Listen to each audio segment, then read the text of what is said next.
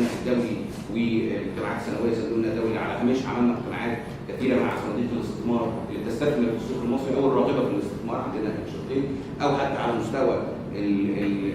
اللقاءات اللي عملناها في المملكه المتحده في الاونه الاخيره، كلهم اظهروا اهتمام كبير بالسوق المصري وبالاقتصاد المصري بصفه عامه، لان انت لما تيجي تبص لها حتى على مستوى يعني الاصلاحات الاقتصاديه، انت من اكثر الاقتصاديات اللي قامت باصلاحات اقتصاديه على مستوى الادخالات الهيكليه اللي كانت موجوده في الاقتصاد بصوره قويه جدا وصوره جريئه. يعني كان كثير من الاقتصادات الاخرى حاولت تعمل هذه الاصلاحات ما عملتهاش من اول مره، ما عرفتش تعملها من اول مره، ما عدتش عنق الزجاجه بمعنى صح من اول مره. فاحنا الحمد لله الاجراءات ودي شجعت الكثير من المستثمرين ان هم ينظروا الى الاقتصاد المصري، وبالتالي الشركات المصريه، هو الاقتصاد مكون من شركات كثيره، فبينظروا الى الشركات نظره ايجابيه فيما يتعلق بالمستقبل، ان هو دائما الاستثمار هو عباره عن رهان او